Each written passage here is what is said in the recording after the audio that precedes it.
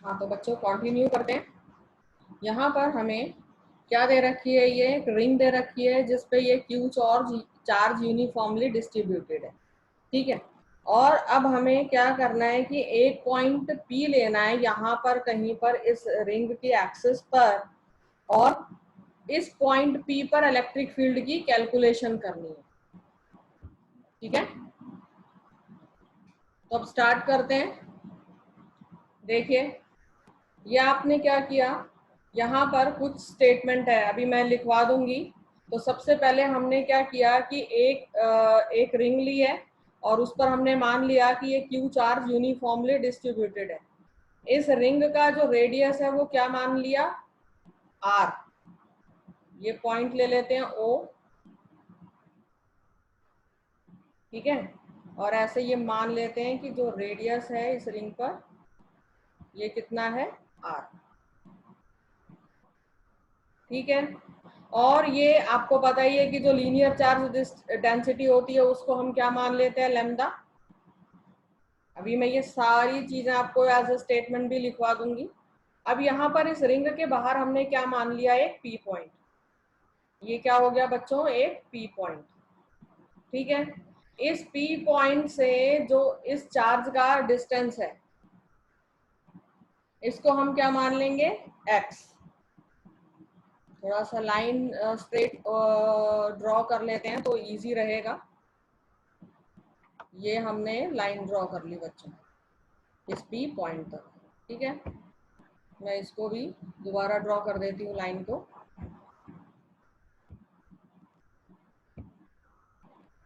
ये जो रेडियस है हमारा ये क्या हो जाता है, ये। ठीक है,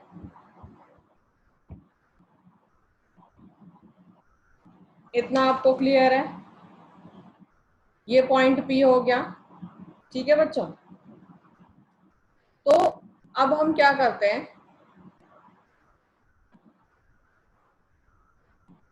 हम यहाँ पर अब क्योंकि यूनिफॉर्मली चार्ज डेंसिटी बहुत सारे चार्जेस को मिलाया हुआ है, तो हम क्या मान लेते हैं कि एक छोटा सा एलिमेंट यहाँ पर इस पॉइंट पर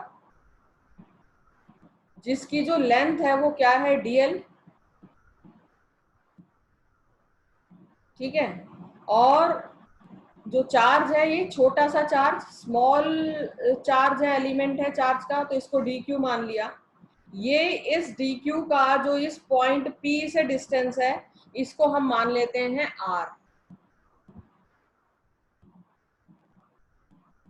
ठीक है, ये आपका इस charge D Q, small element जो है चार्ज क्यू का डी क्यू, इसका इस पॉइंट पी से डिस्टेंस हमने क्या मान लिया बच्चों, आर, स्मॉल आर। ठीक है, तो अब आइए हम ये जो डिस्टेंसेस माने थे इनका नाम दे देते हैं। ये था सेंटर इस रिंग का ओ, इस पी पॉइंट से सेंटर का डिस्टेंस था एक्स, रेडियस इस रिंग का हमने माना था आर, और ये जो स्मॉल एलिमेंट डी क्यू माना है इसका पी से डिस्टेंस क्या हो गया, आर। ठीक है, ये क्या मान लेते हैं, एंगल थीटा। मेरे ख्याल से ये चीजें अभी आपको अच्छे से क्लियर हो गई। ठीक है, अब स्टेटमेंट बना लेते हैं इसकी। क्या माना, consider a uniformly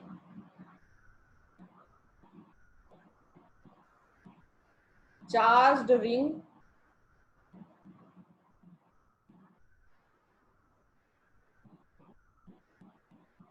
of radius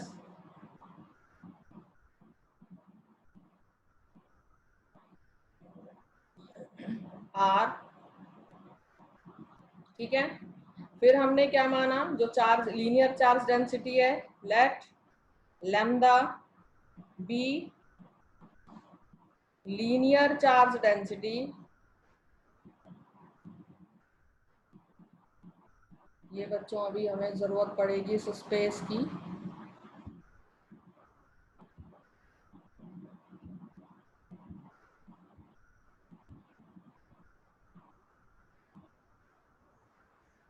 हमने क्या माना यहाँ पर, lambda be the linear charge density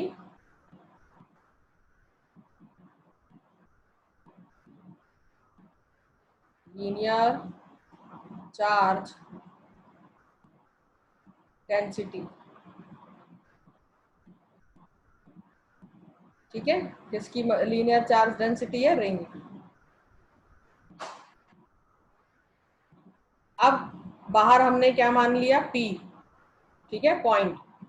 late P be the point on axis of ring. कितने डिस्टेंस पर है वो? सेंटर से x डिस्टेंस पर, एट डिस्टेंस x। ठीक है, from the centre.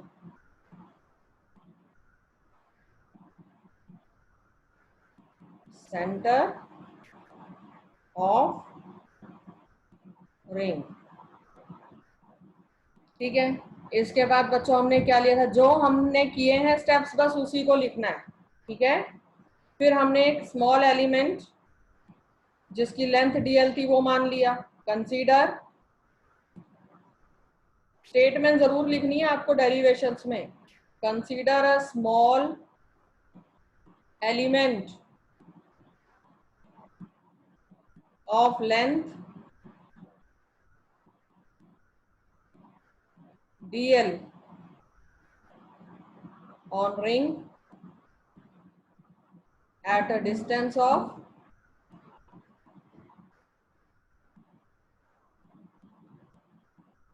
r from point। ठीक है बच्चों, इतना हमने कर लिया। अब देखिए, जो इलेक्ट्रिक फील्ड होती है वो क्या आ जाएगी? K d q upon are square. और अभी हम कर चुके हैं बहुत बार, अब मुझे लगता है दोबारा बताने की जरूरत नहीं है। यहाँ पर हमारी जो लीनियर चार्ज डेंसिटी यानी कि लैम्डा होता है वो क्या होता है? Charge per unit length, charge per unit length यानी ये। ठीक है, तो हम डी क्यू की जगह क्या लिख सकते हैं? Lambda D l. तो बस वही हमने लिख देना है, k lambda D L upon are square. ठीक है बच्चों, अब देखिए, अगर मैं इस पॉइंट को, ये जो ऊपर जहां पर हमने ये स्मॉल एलिमेंट लिया डीएल लेंथ का, इस पॉइंट को भी एक नाम दे देती हूँ। ये पॉइंट अगर मान लीजिए क्या है? ए। ठीक है, तो ये एक राइट ट्रायंगल बन रहा है। तो from right angle triangle A, O Pythagoras theorem लगाएंगे तो आर स्क्वायर क्या आ जाएगा? X square plus are square. ठीक है बच्चों, और ये आर स्क्वायर की वैल्यू आपने कहाँ पुट कर देनी है? यहाँ पर मैं यहाँ मेंशन कर देती हूँ। ये जो आर स्क्वायर की वैल्यू आपको आ रही है यहाँ पर, ये जो आपने आर स्क्वायर की वैल्यू निकाली, ये आपने कहाँ पुट कर देनी है? इधर।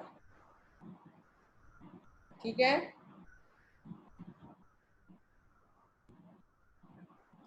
पुट करते हैं वैल्यू।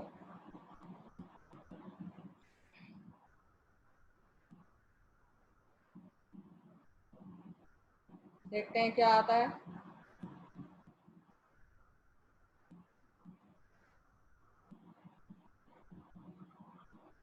ये, तो जब हमने ये वैल्यू पुट की तो यहाँ पर हमारे पास आ गया D E is equals to के lambda D L upon x square plus ए स्क्वायर। ये आप क्या मान लेंगे? इक्वेशन 1।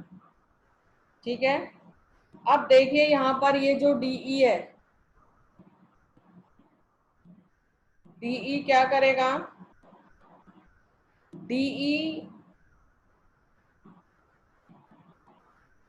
एंगल थीटा बनाएगा। Angle theta with axis of ring.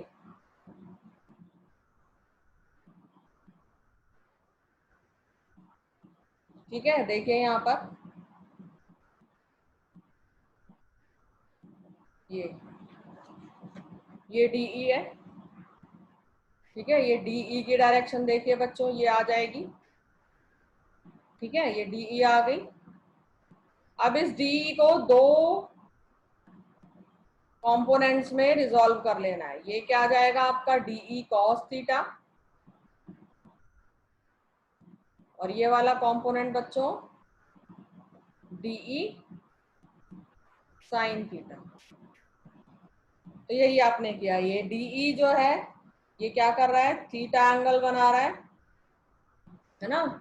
ये जो एंगल आएगा ये थीटा एंगल है। इसके कहाँ बना रहा है, P पॉइंट पर, एक्सिस पर। तो हमने क्या किया, इस DE को क्या कर दिया, दो कंपोनेंट्स में रिजॉल्व कर लिया। ठीक है, हमने क्या किया, resolve DE into two components. कौन कौन से कंपोनेंट आए थे, पहला कंपोनेंट आया था DE cos थीटा। ये आप लोगों को अच्छे से पता है, फिर भी मैं एक एक चीज यहाँ एक्सप्लेन कर दे रही हूँ। ये DE cos थीटा वाला जो कंपोनेंट है ये पैरेलल है to the axis of ring.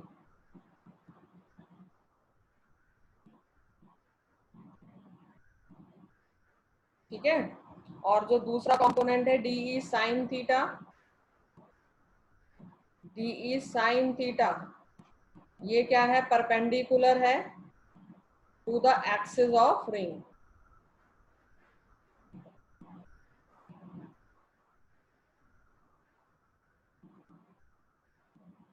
ठीक है बच्चों, तो अब मैं ये रिंग छोटी सी यहाँ दोबारा बना देती हूँ, क्योंकि बार बार ऊपर जाना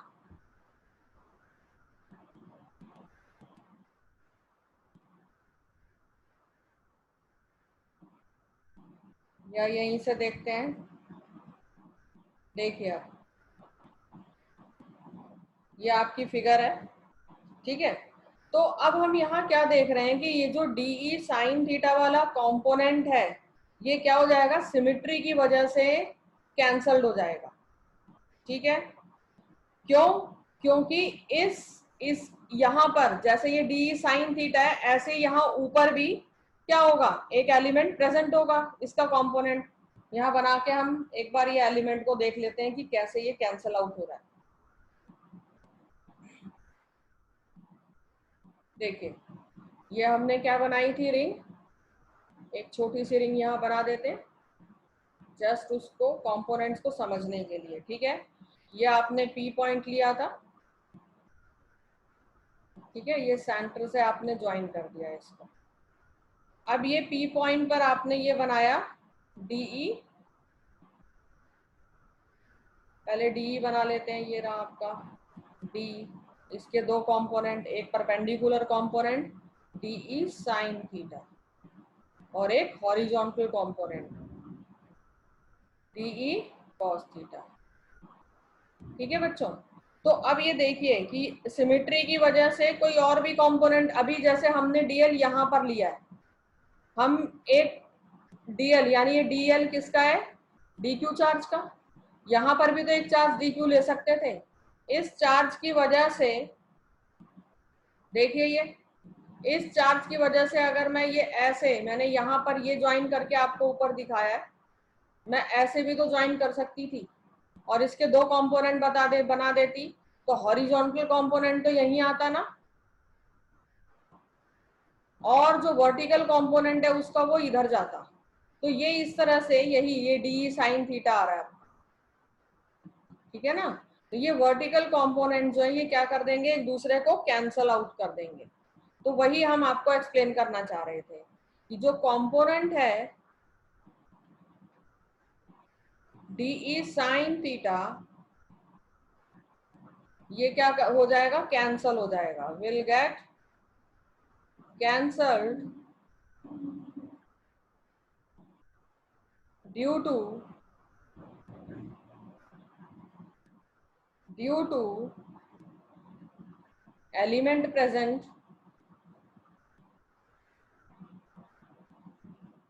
present opposite to this element.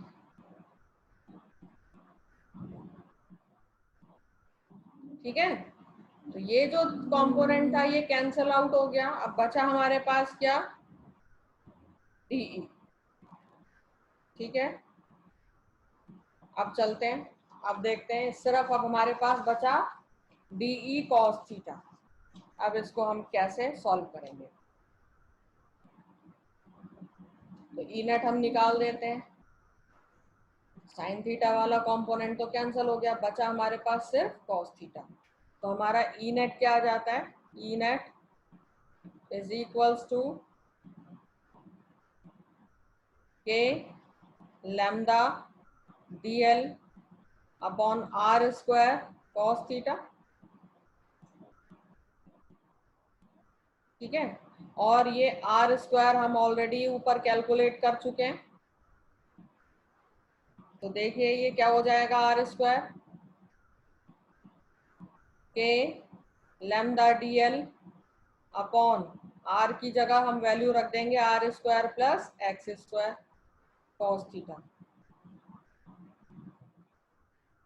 ये आपकी इक्वेशन हो गई 2। अब देखिए ऊपर ट्रायंगल एओपी में अगेन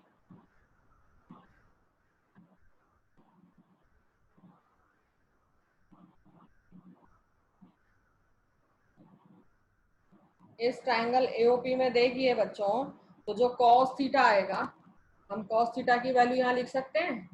कॉस थीटा हमारा क्या आ जाएगा, कॉस थीटा हमारा आ जाएगा एक्स बाई आर आएगा, बेस अपॉन हाइपोटेन्यूज। बस इस ट्रायंगल से हमने कॉस थीटा की वैल्यू निकाल ली और वहां जो हमारी इक्वेशन बनी है वहां पर हमने उसको पुट कर दिया।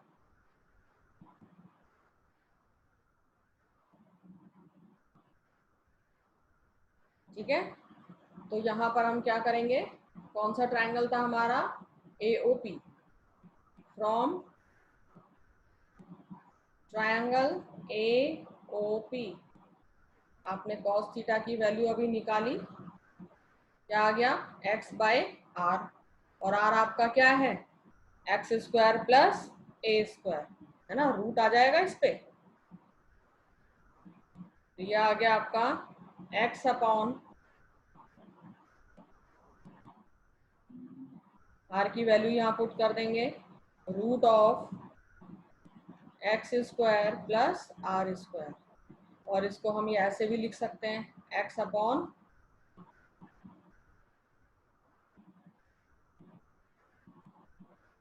एक्स स्क्वायर प्लस ए स्क्वायर 1/2। ठीक है, ये आपकी आ गई इक्वेशन 3। अब इस 2 और 3 इक्वेशन को यूज करके ये देखिए कॉस थीटा की वैल्यू आप क्या ले आइए। ठीक है, तो ये कॉस थीटा की वैल्यू यहाँ पुट कर देंगे, ये आ जाता है यूजिंग इक्वेशन 2 एंड 3 हमारी ई क्या आ जाएगी, integration of k lambda D L upon are square plus x square into x upon x square plus A square की पावर 1/2। ये सॉरी मैं एक्स स्क्वायर प्लस ए स्क्वायर कर दे रही हूँ हर जगह, ये आर है।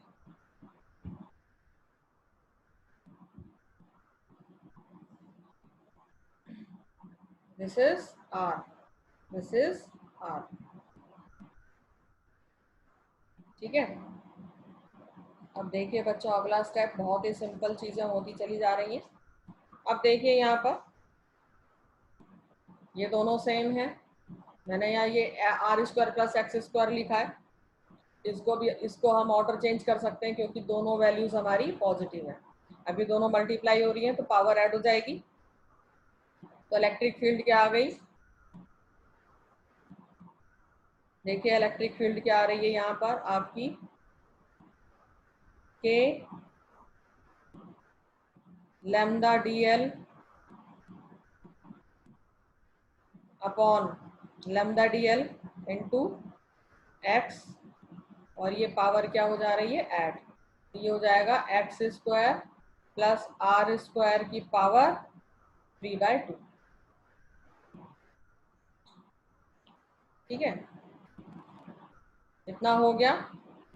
अब देखिए बच्चों, यहां पर अगर हम देखें तो ये वाले जो कंपोनेंट्स हैं, कौन कौन सी चीजें कांस्टेंट है, उनको हम क्या कर देंगे, अब इंटीग्रेशन के बाहर ले लेंगे। ठीक है, मैं यहाँ कर दे रही हूँ, ये स्पेस है यहाँ पर। तो यहाँ पर जो कांस्टेंट टर्म्स है उनको हम बाहर ले लेते हैं। लैम्डा कांस्टेंट है, के कांस्टेंट है, एक्स कांस्टेंट है, और ये अपॉन एक्स स्क्वायर, क्योंकि ये सारे डिस्टेंसेस तो फिक्स हैं, ये चेंज नहीं होने वाले रिंग में, और एक पॉइंट पी जो लिया है वो भी फिक्स्ड है। ठीक है, तो ये क्या हो जाएगा, डीएल। और बच्चों क्योंकि ये क्या थी, रिंग, और इस रिंग के डीएल का जब आप इंटीग्रेशन करेंगे तो ये क्या आ जाएगा, 2πr सरकमफ्रेंस। ठीक है, तो बस अब आपके पास क्या आ गया, k lambda x upon x square plus are square की पावर 3/2 इंटू डीएल का इंटीग्रेशन 2πr। ठीक है, इतना क्लियर है, हो गया होगा आप लोगों को। अब आगे चलते हैं, बस कुछ नहीं करना है, हमारा के बाहर ले लेते हैं और लैम्डा के साथ में 2πr का रिलेशन ढूंढते हैं। Lambda into 2πr, lambda into length बच्चों क्या है, चार्ज। ठीक है ना, तो ये क्या आ जाएगा, ये 2πr टोटल लेंथ थी सर्कल की, तो ये जो है ये दोनों मिला के हमें क्या दे रहे हैं, टोटल चार्ज। ठीक है, तो ये हमारा क्या है, टोटल चार्ज। ये आ गया आपका x square plus are square की पावर 3/2। तो ये आपका आ गया के Q x upon x square plus are square 3/2, ये स्क्वायर है। ठीक है, तो यहाँ पर अब आपको ई नेट की एक बार इक्वेशन दोबारा से लिख देते हैं। ये आपकी ई नेट कैलकुलेट हो गई, this is your E net. E net आ गया के Q x upon x square plus are square की पावर 3/2। ये इक्वेशन की वैल्यू आपको याद रखनी है। न्यूमेरिकल्स में अगर आती है तो डायरेक्ट लगा देंगे ये formula, k Q x upon x square plus are square की पावर 3/2। और अगर डेरिवेशन आती है तो आपने इसी तरह से ये डेरिवेशन कर देनी है। ठीक है, अब यहाँ पर दो कंडीशंस बहुत इंपॉर्टेंट है। अगर आपको ये दिया जाता है, ये रिंग थी आपकी, ठीक है, और ये डिस्टेंस हमने माना था इस पॉइंट पी से। अगर मान लो कि ये आर था, ठीक है, तो अगर मान लो कि ये जो पी पॉइंट से डिस्टेंस है ये बहुत बहुत बहुत बड़ा है आर से, तो हम क्या कर देते हैं, आर को नेग्लेक्ट कर देते हैं। ठीक है, तो हमारी इक्वेशन क्या बन जाती है, देन आर इज नेग्लेक्टेड। और ये इक्वेशन आपकी क्या आ जाएगी, ई नेट इज इक्वल्स टू के क्यू एक्स अपॉन एक्स की पावर 3।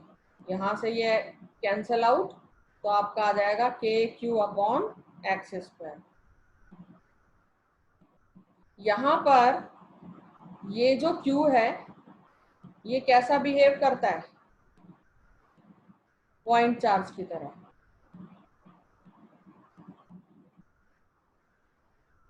क्यों करता है, क्योंकि x बहुत बड़ा, x की वैल्यू बहुत ज्यादा है, x बहुत ज्यादा दूर है।